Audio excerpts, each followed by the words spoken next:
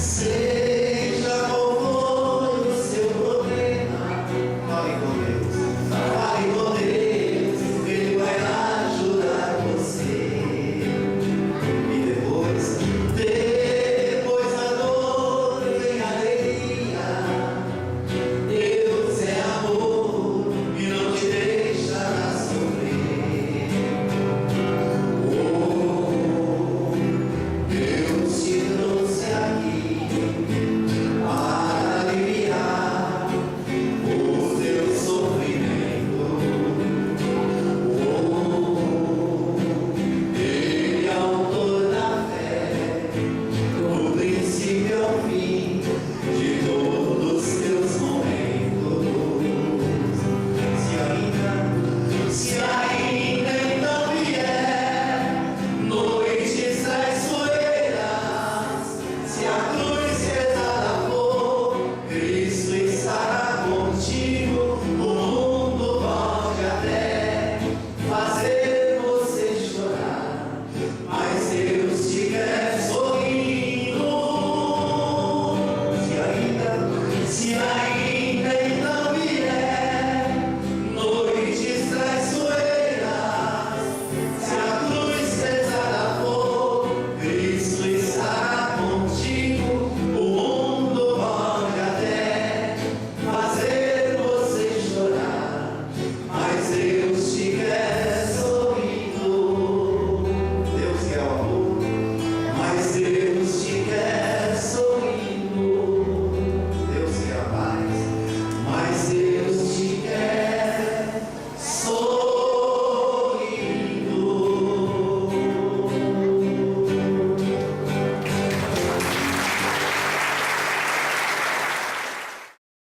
Hoje nós estamos começando mais tarde, né? Vamos terminar mais cedo. Música da preguiça, sabe? E calor também, né? Os trópicos deixam a gente mais malemolente, né? Eu vou ser breve, vou usar esses 15 minutos que nós temos para encerrar esse item livre-arbítrio. Nós temos estudado aqui o conceito, né, etimologia, o conceito de livre-arbítrio. Chegamos até a transitar pelo campo do direito, né, que é arbítrio, no sentido de julgamento, fazer julgamentos. E algumas questões importantes desse item 5 da Lei de Liberdade, livre-arbítrio, nos chamam a atenção. O primeiro é no meio da resposta que os espíritos dão à questão 845, na metade da resposta, há uma passagem que Kardec achou por bem gravar com muita propriedade, que é: não há arrastamento irresistível quando se tem a vontade de resistir. Eu me lembro muito de um conceito que o Chico Xavier tinha de tentação. Uma vez perguntaram para o Chico o que é tentação. E ele disse: olha, a tentação é o seguinte, a tentação é um bicho muito feio, que corre atrás da gente, a gente corre desse bicho, mas no fundo a gente fica torcendo para ser alcançado. É assim que ele definia a tentação. Ela é um bicho muito feio, que corre atrás da gente. A gente corre dele, mas lá no fundinho, a gente fica torcendo para ser alcançado. Então, na realidade, esse grande drama do exercício de nossa liberdade está justamente na nossa experiência do desejo, né? E eu vou dar uma dica. Eu até esqueci de falar sobre isso. Quem acessa a internet, foi publicado numa revista espírita virtual, lá do Paraná, chamada O Consolador. Quem quiser anotar, é só entrar assim, eu acho que é Revista Espírita O Consolador, www.oconsolador. É uma revista espírita do Paraná. Se a gente entrar lá no Google, vai ver O Consolador. E o escritor lá de Matão, o Clarim de Matão, o Orson Carrara, fez uma entrevista comigo sobre esse tema.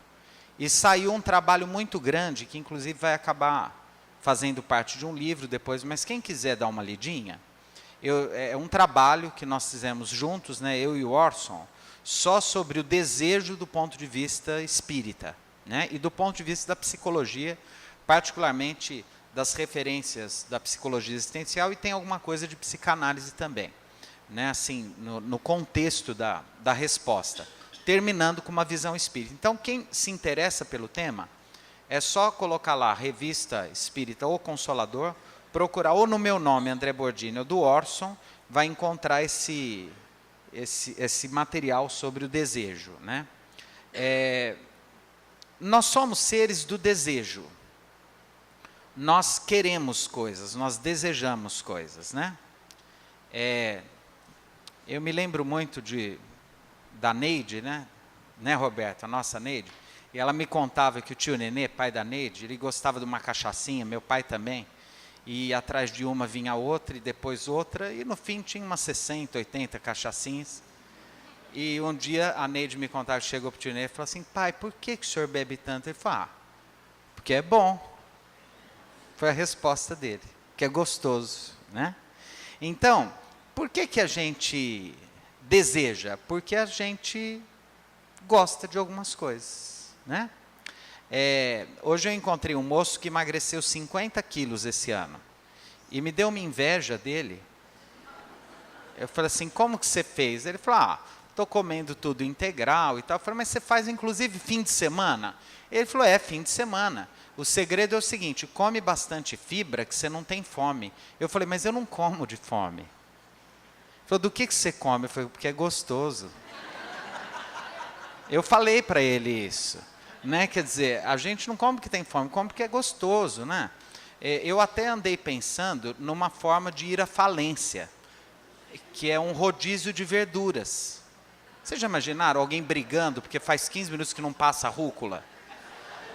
Como se faz 15 minutos que eu estou esperando a rúcula, não passa essa rúcula, né? Assim, R$15 coma à vontade, né? Agrião. Quer dizer, eu não imagino assim fila para lugar, né? Na calçada. Por quê? Porque a gente come coisas que são muito gostosas. Os biólogos que estudam a evolução, dizem que o nosso cérebro, ele foi, através dos mecanismos da evolução, né, ele foi se habituando a receber impulsos prazerosos quando a gente consome carboidratos, gordura e açúcar. Porque o homem primitivo, ele vivia da caça, né, então gordura, em regiões inóspitas, de muito frio, ele precisava da gordura para se aquecer, ele precisava de muito carboidrato, porque ele precisava de energia para caçar, né? E o açúcar é quase como cocaína, heroína, etc. Quer dizer, ele estimula, ele acessa regiões do nosso cérebro ligadas ao prazer. Por isso que a gente, que faz dieta, por exemplo, troca o açúcar, e quem é gordo, né? Eu sou um gordo ligeiramente emagrecido. Nenhum gordo tem, por exemplo, paciência para contar as gotinhas do adoçante. A gente dá aquelas 5 esguichadas. Vocês estão rindo porque todo mundo, né?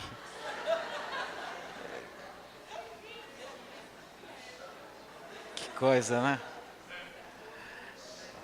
Aquele 15 gotas, não, né?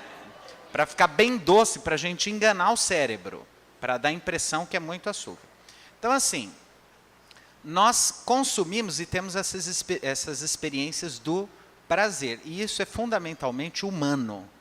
O ser humano, ele tenta reproduzir aquilo que é bom, que é gostoso, que é prazeroso, e tenta afastar de si tudo aquilo que gera dor, sofrimento ou desprazer.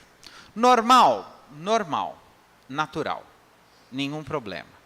A grande questão é o mal. E quando a gente fala do mal, é o comprometimento da felicidade do outro por sentimentos nossos que são realmente complicados, né? Sentimentos perversos, de vingança, de ciúme, de inveja, de destruição. E aí isso é muito complicado, porque cria situações para nós de muita dor, de muito sofrimento e às vezes, eventualmente, até situações kármicas muito difíceis. Então nós devemos naturalmente ter respeito pela vida em todas as suas dimensões. E nós falamos sobre isso no nosso último encontro, domingo retrasado, que eu contei até a historinha do seu Caibar Schutel, com um sapo, né? O peixe, que ele, né, desistiu de pescar porque ele teve compaixão dos peixes. Quer dizer, o respeito pela vida é algo muito importante, né? Quem falou muito sobre isso foi o Prêmio Nobel da Paz, um alemão chamado Albert Schweitzer, né? Um grande intelectual que era um grande pianista, inclusive, intelectual, ele largou tudo, foi fazer medicina, se colocou lá no meio da África, em campos de refugiados, e fez um trabalho gigantesco lá e viveu o resto da vida nesses campos de refugiados, né, atendendo crianças, né? E Albert Schweitzer, ele tinha esse lema, né? Ele dizia que ético é tudo aquilo que respeita a vida em todas as suas dimensões. Quando a gente exagera muito, seja no que for, de certa forma, a gente está entrando numa contradição. A gente quer explorar passionalmente, visceralmente a vida. Aliás, essa palavrinha é muito interessante, visceral, porque vem de vísceras. E as vísceras são os órgãos internos do ser humano. Particularmente, a gente se refere às vísceras quando se refere aos órgãos digestivos, especialmente os intestinos. Esses dias, conversando com um médico, amigo meu, ele me disse que o intestino é o nosso segundo cérebro. E eu não entendi muito bem o que ele quis dizer. Ele falou assim, depois do sistema nervoso central, do cérebro mesmo, a parte do corpo que tem mais terminações é o intestino. Olha que interessante. Que tem mais terminações nervosas, etc. Diz assim, o nosso intestino é um órgão de impacto muito grande, né? Todo movimento, ele é coordenado quase como o movimento circular, tudo está dependendo ali do sistema digestivo, etc. Então, quando a gente diz, isso é um sentimento visceral, a gente está dizendo que está quase na alma, é um sentimento passional, né? Quando a gente fala de víscera, metaforicamente, a gente está falando de algo que toca, né, a passionalidade de nossa experiência. Então, ao mesmo tempo que, quando eu como muito, ou o sujeito que bebe muito, ou o sujeito, eu quero explorar a vida em toda a sua intensidade, por que é um paradoxo? Porque, ao mesmo tempo que isso é um culto à vida, nos destrói, né? O exagero é sempre destrutivo. E nós vamos ter, naturalmente, que responder por todos os atentados que fizermos à vida amplamente considerada. Por isso que o André Luiz, no livro Nosso Lar, nos conta que quando chega no mundo espiritual, ele é chamado de suicida. Por que ele é chamado de suicida? Porque ele não exerceu os cuidados que ele deveria, até porque não era um homem ignorante, ele tinha ilustração, era uma pessoa esclarecida, os cuidados que ele devia em relação à preservação de sua própria vida. E nós acabamos mesmo tendo esse desafio de equacionar essa grande contradição da existência. Ao mesmo tempo, viver tudo com intensidade, mas tentando descobrir qual é o limite entre essa intensidade e o momento em que ela começa a ser comprometedora da própria experiência da vida. Então, quando os espíritos dizem assim, não há arrastamento irresistível quando se tem vontade de resistir, a nossa grande questão é volitiva, ou seja, o que é volitivo? É relacionada à vontade. Em geral, nós temos boa memória, por exemplo, para tudo quanto nos interessa, mas não temos uma boa memória para aquilo que não nos interessa. Ontem, conversando com uma amiga, que a mãe tem 92 anos, ela estava contando uma história, né? Que ela falou para a mãe, falou assim, vocês vêm almoçar, os filhos se reúnem, para almoçar lá e etc. Né? E a mãe perguntou, né? Vocês vêm aqui no sábado? E a filha falou, não, esse sábado a gente não vem, porque fulano tem um compromisso, a outra fulano. Dali meia hora ela voltou a perguntar de novo. E aí, vocês vêm no sábado? E ela respondeu a mesma coisa. Dali a pouquinho, ela perguntou de novo. E aí, a hora que ela perguntou de novo, a filha deu uma risadinha.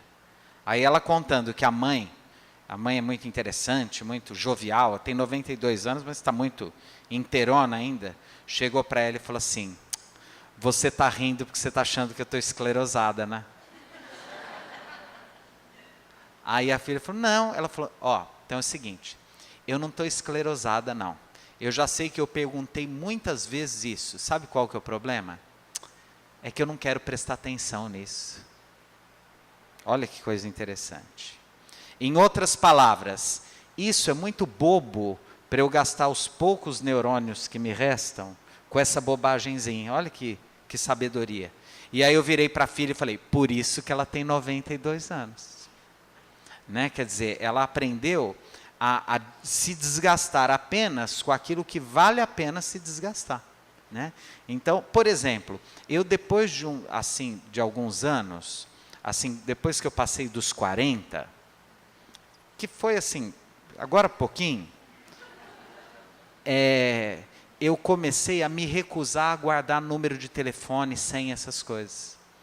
Porque eu acho uma judiação ocupar o meu cérebro com números. Então, se alguém pegar alguns papeizinhos que eu tenho essas coisas anotadas, vai levar toda a minha fortuna. As senhas e tudo. Porque eu acho uma judiação perder tempo com isso. E grava, né? Isso é coisa que... Né? Eu estou dando uma aula, eu preciso lembrar o nome de um autor, eu não preciso lembrar o número do telefone da madrinha da minha ex-cunhada. Né? Eu não tenho essa necessidade. Então a gente vai aprendendo a funilar, nós vamos aprendendo a selecionar o que é importante e o que não é importante. Em relação à vida, de modo geral, também é assim. Né? Então, de repente, a gente briga muito, porque o filho acorda e não arruma a cama. Olha que problema terrível. E, às vezes, o brigar porque o filho não arruma a cama pode gerar uma grande tragédia familiar, porque atrás da discussão porque o filho não arruma a cama, vem uma outra e vem uma outra, e aquilo que era pequeno, não arruma a cama. Detalhe, é ele que dorme naquela cama. E, de repente, ele prefere não arrumar. Olha que coisa interessante. Então, será que arrumar a cama é tão importante assim? Ou, você deveria comer a salada antes da comida. Não? Coisinhas que a gente... Né? O Nelson Rodrigues era muito interessante, um escritor irônico, né? Ele disse que uma vez conversou com uma senhora que há 30 anos traía o marido regularmente. E ele perguntou, minha senhora, por que a senhora trai? E ela falou, porque ele sua nas mãos. Ou seja, quando a gente quer encontrar alguma coisa, a gente encontra. Quando a gente quer fazer um inferninho, nem que for por alguma coisinha, a gente tem a capacidade de encontrar alguma coisa para fazer um inferno, para criar uma discussão, para fazer daquilo um grande problema. Quando, na verdade, não precisa. De verdade, as grandes questões nem sempre estão aí. Os nossos grandes desafios são as coisinhas do dia a dia. Naquela lição do Evangelho, que eu gosto muito, que sempre quando eu abro o Evangelho, é muito comum essa lição aparecer para mim, acho que todo mundo já leu essa lição. O título da lição é A Paciência. Tem mais gente aí que cai muito a paciência? A paciência. Tem um trechinho lá da lição da paciência que é assim, ó. A vida é formada por 1000 nadas. Olha aqui que os espíritos falam. 1000 nadas, que são pequenas agulhas a nos espinhar no dia a dia. Então são 1000 nadas que são pequenos espinhos a nos incomodar no dia a dia, né? Aquela esposa que implicava com o marido porque ele fazia muito barulho para tomar sopa, aquele chupão. Mas que coisa, já te falei. Você não consegue tomar uma sopa sem fazer barulho, né?